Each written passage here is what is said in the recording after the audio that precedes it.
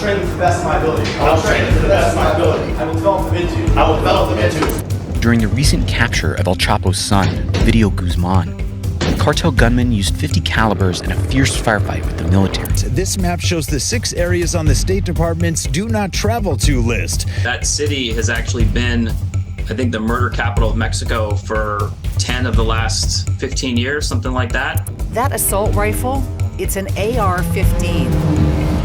The weapon of choice because its high muzzle velocity means optimal damage to flesh and bone.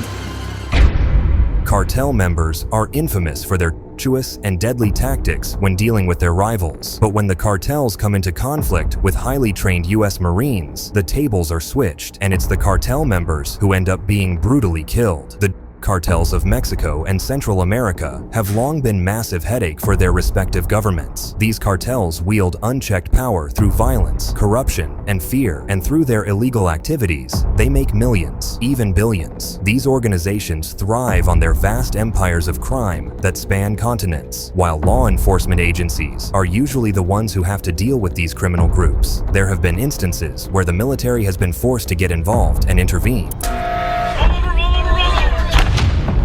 Your team is your lifeline. It's the most important thing to you downrange. There's nothing more important to you in a hairy situation than your teammates. There's no thanks in this line of work. Don't come here expecting someone to say thank you so much for what you're doing. You'll get that from civilians walking on the side of the road just for being in the military. Here, you do the mission, you recock, and you go out again. No one will know what you're doing.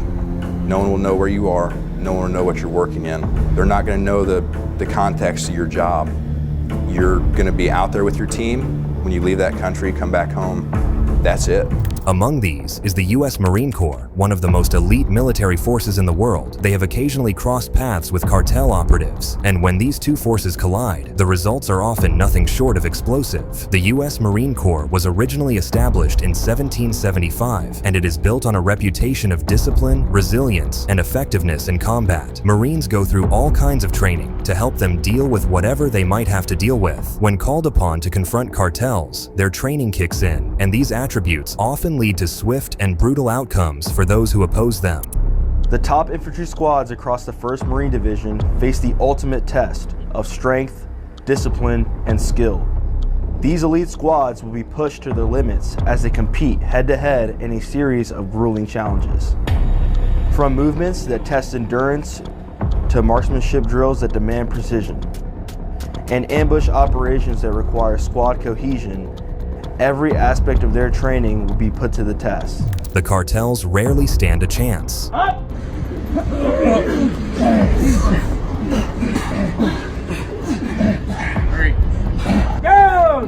Unlike traditional law enforcement, such as the police, the Marines operate under a different set of rules. These rules allow them to neutralize threats with extreme efficiency, and yes, that includes deadly force. The cartels are dangerous and deadly in their own right, but that pales in comparison to the overwhelming might and strategy of the US Marines. Cartels like Mexico's Sinaloa, Zetas, and Jalisco New Generation are infamous for their brutal tactics, including mass executions, public displays of violence, and targeted assassinations. They are well armed, often with military-grade weapons smuggled from or stolen within the United States. Cartels also employ ex-military personnel, further enhancing their tactical capabilities. The bottom line is that they are dangerous and bad news for whoever crosses them. Arriba la casa, arriba, mijo. Their illegal activities include trafficking, human smuggling, and money laundering, creating networks so vast and powerful that they sometimes challenge the sovereignty of entire nations. However, their arrogance and tendency to feel like they are untouchable has occasionally led them to underestimate the capabilities of forces like the US Marines. One of the most notable times where the Marines engaged cartel members occurred in the early 2000s during joint operations with Mexican authorities. While the US military is generally not allowed to get involved in the goings-on in other countries, international drug enforcement collaborations often see the Marines play a supporting role, and it goes without saying that there are no better enforcers of the rule of law than the US Marines. In January, just days before a visit from US President Joe Biden, the military launched a pre-dawn raid in Culiacan. They were after one of El Chapo's sons, Ovidio. The cartel fought tooth and nail to stop the arrest. These were familiar scenes. In 2019, the military tried to arrest Ovidio, but were forced to release him after heavy narco violence. This time, the military held on to him, but Culiacan was once again left looking like a war zone. These operations are particularly intense when targeting high-value cartel figures. In 2008, the Marines were deployed to assist Mexican Special Forces in capturing a high-ranking Zeta cartel lieutenant operating along the border between the US and Mexico. Intelligence suggested that the target was heavily fortified within a compound in Nuevo Laredo, guarded by over 50 armed cartel guards. The Marines, known for their no-nonsense approach, provided training, planning, and logistical support to the Mexican forces. They taught them how to deal with these violent criminals and how to survive their encounter. Hey, push! Hey, push! We gotta clear this building. Roger. When the operation commenced, the cartel's firepower proved formidable. They unleashed a barrage of gunfire, confident in their numbers and superior knowledge of the terrain. What they hadn't accounted for, however, was the precision and sheer ferocity of Marine-coordinated tactics. Utilizing air support, sniper teams, and ground assault, the Joint Task Force neutralized the cartel's defenses within hours. By the end of the operation, 48 cartel members lay dead or incapacitated. The Marines emerged unscathed, showcasing their unmatched ability to dominate even the most dangerous adversaries. Analysts say Miguel Angel Trevino Morales held a special place.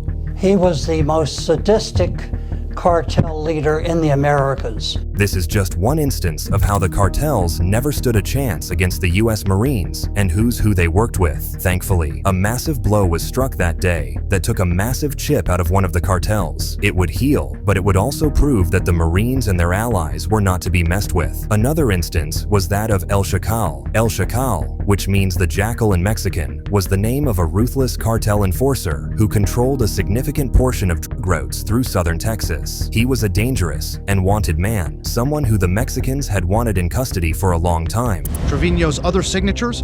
Headings, and leaving the bodies of rivals or those who'd otherwise crossed the cartel hanging from bridges. In 2013, intelligence reports indicated that El Chacal had overseen the torture and murder of several US citizens caught in cartel territory. The gruesome details of these killings made it impossible for the US to ignore the threat, considering that American citizens had been the targets of these tortuous attacks. The Marines collaborated with DEA agents to plan a covert mission. They were going to try to capture or eliminate El Chacal. It was effective. The Zetas are now Mexico's second largest cartel, controlling much of the drug flow into America, and Trevino's reach of violence also extends into the US. The operation took place under the cover of night, with Marines deploying from helicopters to infiltrate the cartel's jungle hideout in Tamaulipas, Mexico. The firefight that followed was only brief, but incredibly intense. Outnumbered and outgunned, El Chacal's guards were no match for the superior tactics and firepower of the Marines and local authorities combined. A heavily armed column of state police rumbles through the streets of Culiacan in western Mexico. They're providing extra security around the latest crime scene here. The terrible cartel enforcer himself was killed in a final standoff, and his compound was eventually destroyed. The Marines' precision and ruthlessness sent a clear message to other cartel leaders. These confrontations have had a massively chilling effect on cartels. While they continue to operate, their willingness to engage US military forces has significantly diminished. For cartels, survival hinges on avoiding the kind of attention that leads to direct military intervention. Despite how brave and strong they pretend to be, most cartel leaders understand that even their most heavily armed factions are no match for a disciplined and technologically advanced force like the US Marines. Division Squad Comp consists of 5 events, specifically movement events, offensive operations, defensive operations, ambush operations, and marksmanship skills. They're getting scored based off of time to complete events. They're getting scored based off of how their teams complete tasks within those specific events and how the squad leader manages those tasks. This provides a full spectrum evaluation across all of the mission essential tasks that the division expects when they're generating forces for deployments. However, considering how violent many of these engagements between cartels and Marines seem to be, it often raises questions. Should military force be used in the battle against cartels? Critics argue that while these actions deliver short-term victories, they fail to address the bigger and more scary issues that allow cartels to thrive, such as poverty, corruption, and demand for the illegal drugs that they can provide. Whenever there are high-impact violent events and they are generalized in the city or in different parts of the state, it's very possible there will be social and economic impacts. Because businesses close, people can't go out, it impacts like that. Cartels are used to normally dealing with local law enforcement or corrupt officials who can be bribed. They are easy targets that put up little to no resistance. When faced with the Marines, however, they encounter a disciplined, incorruptible force that won't back down no matter what. The Marines have trained to adapt and be dominant in battle, meaning that they are extremely effective at fighting the cartels and, most importantly of all, winning. Marines use state-of-the-art weaponry, including drones, precision-guided munitions, and surveillance equipment, giving them a significant edge over cartel foot soldiers. The Marine Corps will continue to fight and win because Marines embody a deeply rooted warrior spirit. That is the Marine Corps' commitment to the nation.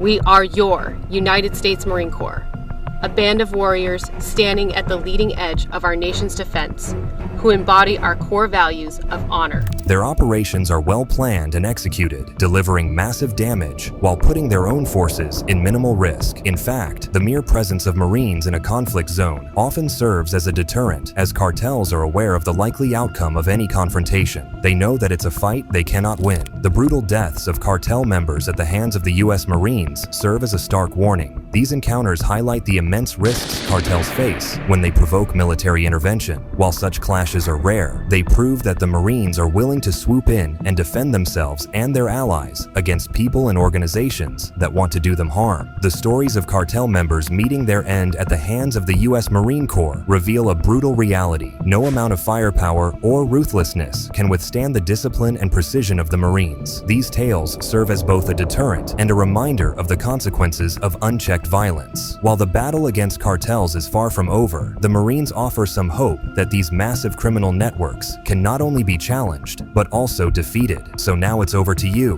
What do you think of the Marines taking on the cartels? And do you think they are right to brutally kill the cartel members? We'd love to hear your thoughts and opinions in the comments section down below. If you haven't already, please give this video a like and a subscribe. And as always, thanks for watching.